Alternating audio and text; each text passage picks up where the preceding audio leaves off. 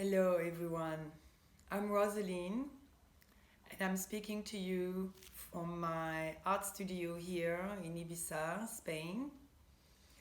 And I want to talk to you today about the next creative adventure I'm going to be facilitating this winter, which is the second edition of a virtual live art laboratory. Maybe a few words about myself first, for those who don't know me.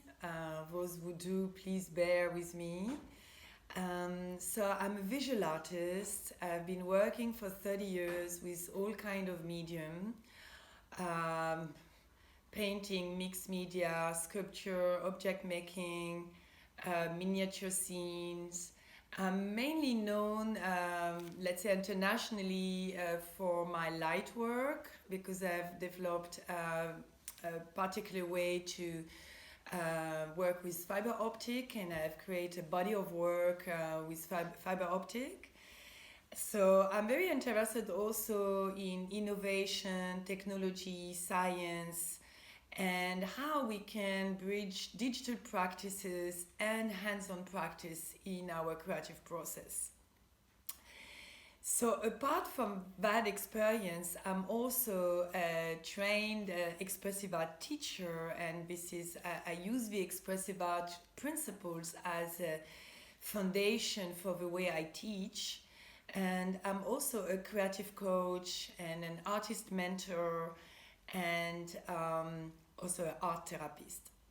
So, as you probably already can guess, really my focus is how we can create as much synergy possible between the creative process, and particularly the creative process in artistic expression, with consciousness, and how the observation of the creative process, of our own creative process, is also a tremendous tool for expanding our embodied consciousness. So all my teachings always bridge some mindfulness aspect together with expressive art, and also, and especially in the case of a lab, what we call art-based research. So let me tell you maybe first a few words about the second edition of a laboratory and how it came into existence. The first lab was born in the first lockdown, COVID lockdown, in the end of last winter, beginning of the spring. And it brought together many of my students and other people, artists and creative, that were really wanting to find a place, a platform where they could get some support for their creative practice. Usually my students mix in different kind of background. I have professional artists or professional creative from different fields, and I have also, let's say, less experience or even beginners in the artistic expression. But people who feel, all of my students really feel that the arts has a role to play in their professional and personal life, or can be both. So that's really what brings us all together. It's this kind of call and this kind of inner certitude that the arts have a role to play. So, yeah, my way of teaching is very much anchored in the approach of the expressive arts. And the first thing is that, in expressive art, we consider that if we look at art in the history of humankind, art has always been part of our language of expression. In fact, it started to be much more alienated and separated from our natural way of expressing kind of more recently, in the last, let's say, few hundred years. But if we look much more, before, in more ancient times, arts was constantly part of human life. I mean, through singing, through drama, through dancing, through painting, sculpting, all of these practices were actually part of our way to express. And the first principle of expressive art is that the arts are not the privilege of a few talented ones. The arts are a natural language for any human being, and what we try is to reconnect all and as many as possible human beings to their natural right of expression through artistic mediums.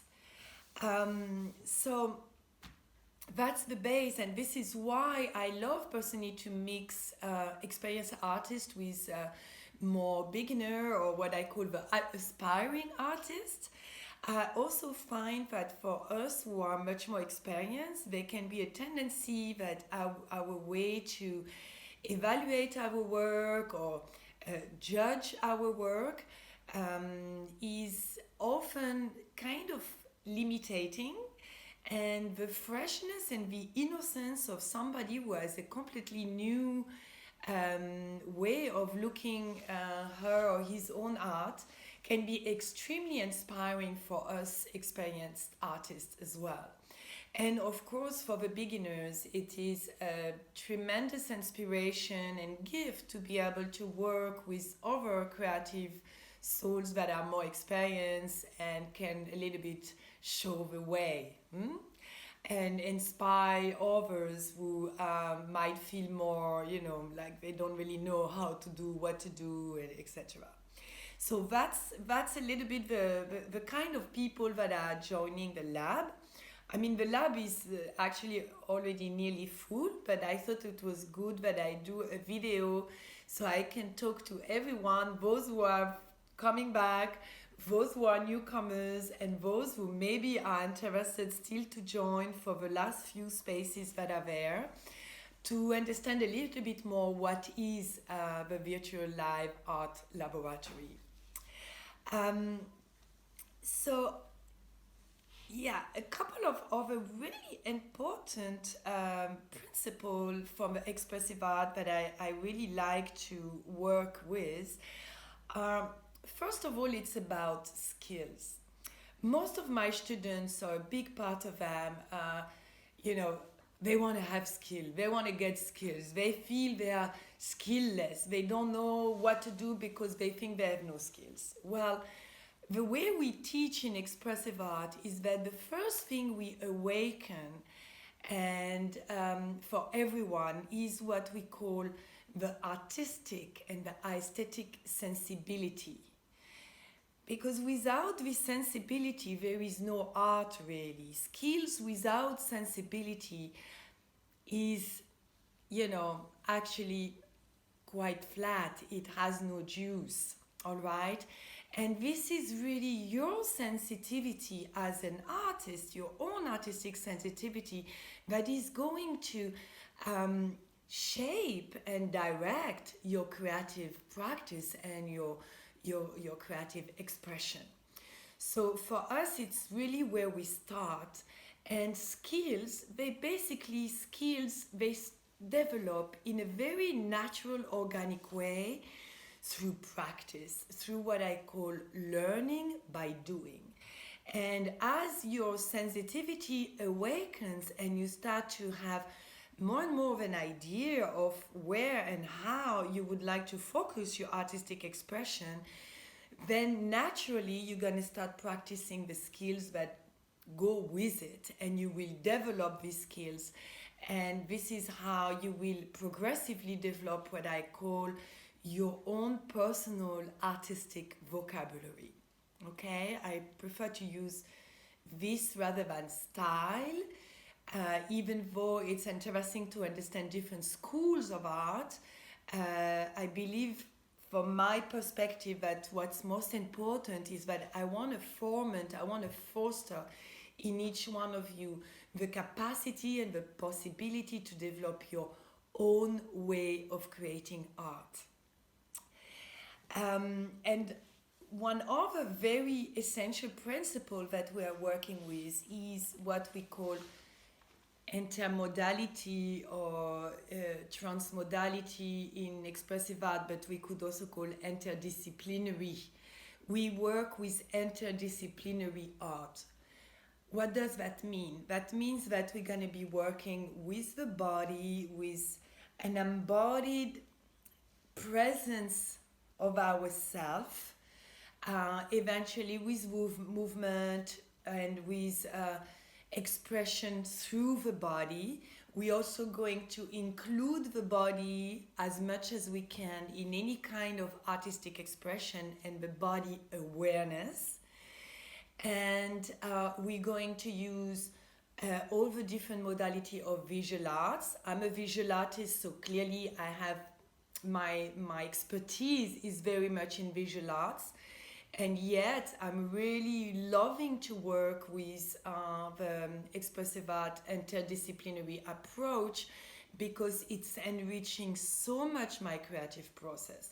So as I said, we can use the body, we can use dance, we can use the voice, we can use sound, even music, and also we use creative writing, we use poetry. And creative writing is a very important skill that any artist want to develop, because it can really support your creative process, and it can really also support your capacity to communicate about your art, about what you do. So these are also other skills that we are developing. It's our capacity to reflect on our creative process and to keep what I call a reflective journal. And this becomes material for us to also support, find meaning, harvest from our creative process. It's very important in the way we will be working. And why also interdisciplinary? Because organically we want to work with the totality of a person. You know, as a human being, you cannot say, oh, I only talk or I only walk. No, you do everything, you know, and all the arts are actually part of our palette of expression. And what we, for sure, we might have more talents or more call or more attraction for certain kind of expression, yet it's really enriching and it's also really inspiring for our creative process. We will see that more in depth throughout the course, to be able to work with, you know, different tools, and different modalities, different disciplines are bringing different tools. They are also bringing different point of views around your creative process. So this is kind of the base, the ground that I'm working from. And then we use also some of the principles of art-based research, and mainly as to see that our art practice becomes a laboratory of experience. It becomes a place where not only I can discover, try out, discover, and also observe.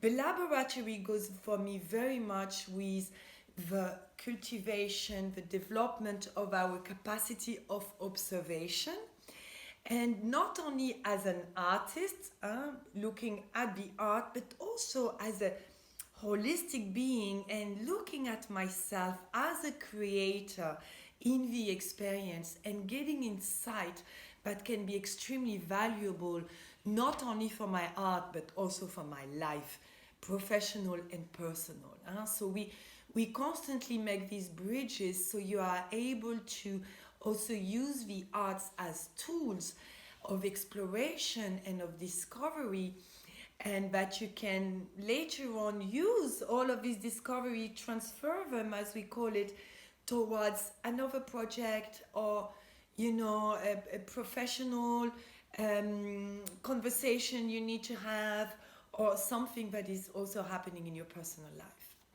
So it's a lab. okay, a laboratory of experience. And for me, that goes also very much with this mindful approach.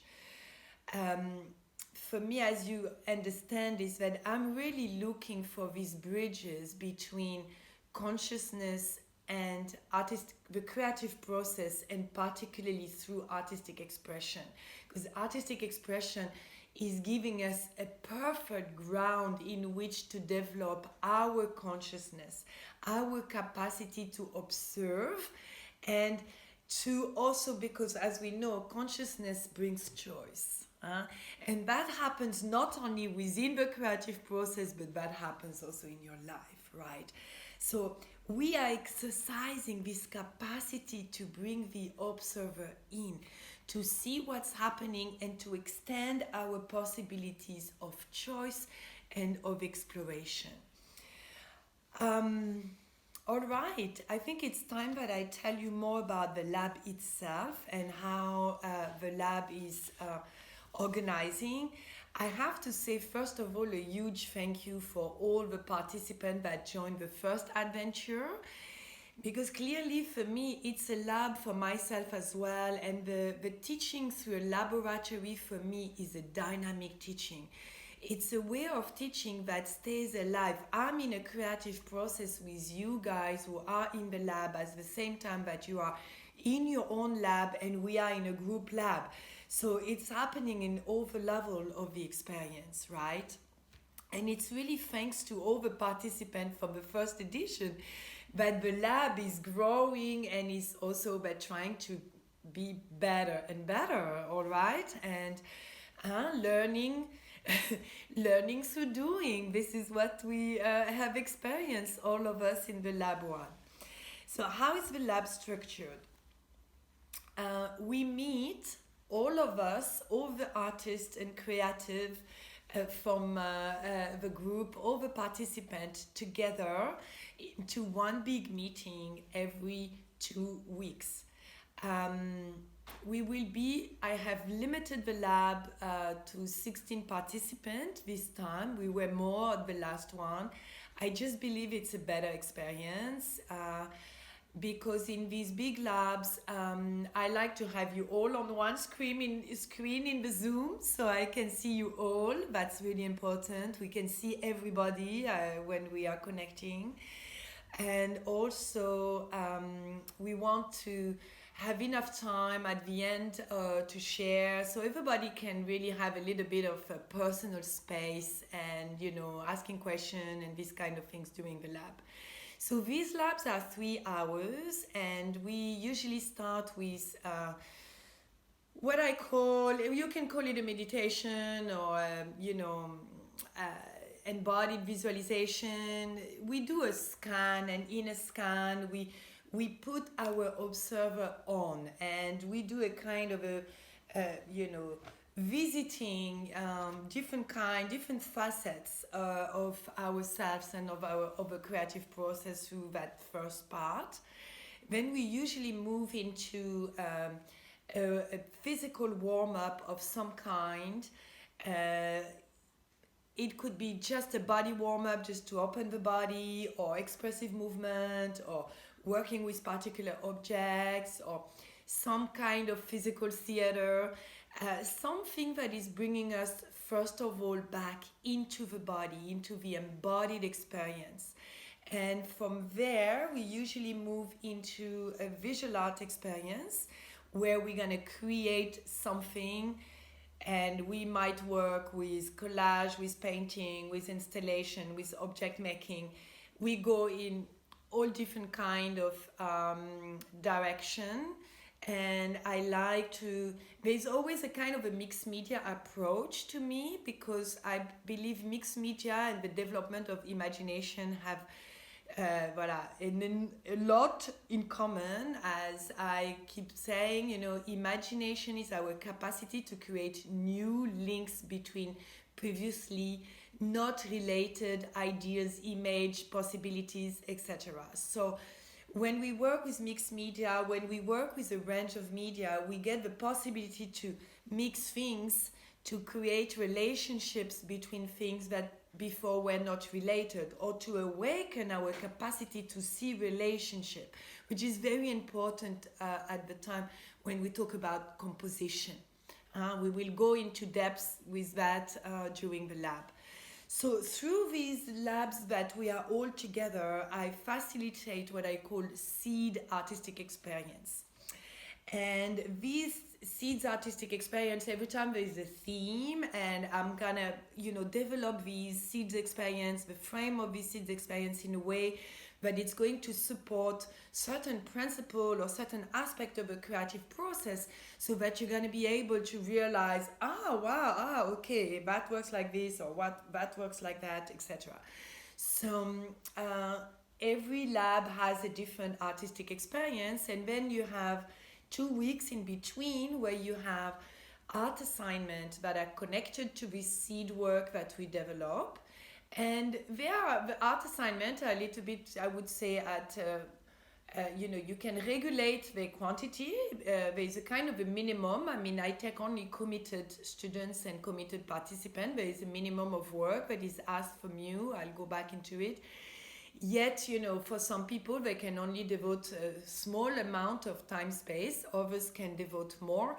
And the art assignment is modulable, if I can say. You can go further, or stay more simple and minimal, and in any way meaningful, whatever you develop.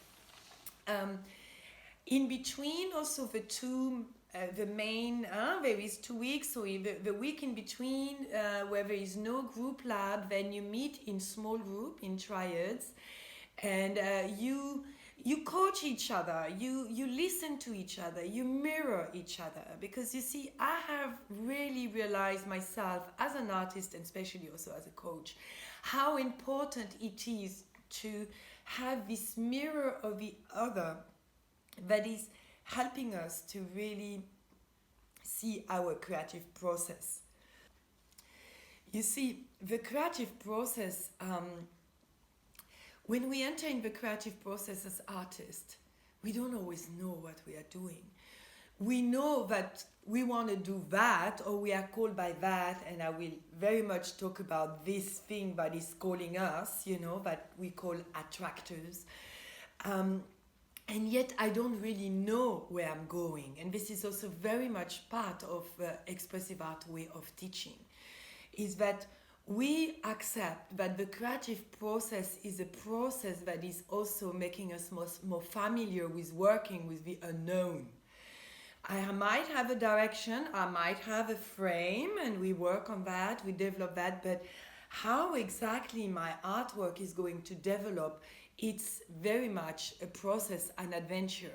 And we work without having a fixed idea of where we're going to end. And that's really part of a journey. It's an essential part of a journey. So when we meet in small group and we can mirror each other, this is tremendously helpful, because it's helping each one of you to realize and find out, this is what I'm really doing, okay? And it also creates really beautiful relationships, and I know from experience that this is really very, very beautiful. And then we also have a Facebook group platform in which you post your artwork, and we give you all kind of tips with that. And this is an opportunity for me to follow your artwork and give you personal feedback on your artwork. And it's also an opportunity with other participants with who you're going to be sharing or working, to also see your artwork, and also to start to engage in what I call artistic conversation. So we really shift ourselves from the I like, I don't like, it's beautiful, it's nice, and we try to really have artistic conversation, to really see what the work is carrying and offering, and to mirror each other on these different aspects of the work. Okay, so these are kind of essential platforms. And also in between the online group lab session, I make teaching, so you have a little video of about half an hour where I give you some teaching that is focused on the art assignment that you have on this period, on some aspect of the creative process and tips and all kind of things that I feel that can really nourish and support your creative process. And then now for this lab, this second edition, I'm teaming up with an other artist, and her name is Misha, and she was part of a lab one, and she's a digital mixing, also multimedia artist, and a wonderful, wonderful lady. And I'm so happy to have her now in my team. And in between every lab, you will also have from her a video tutorial on certain apps. She's already on working, finding all these super cool apps that you can use as other tools, digital tools, not only to document your work, present your work, but also to play, find effect, have new ideas, use what we call the digital witness, and also realize that digital is about play.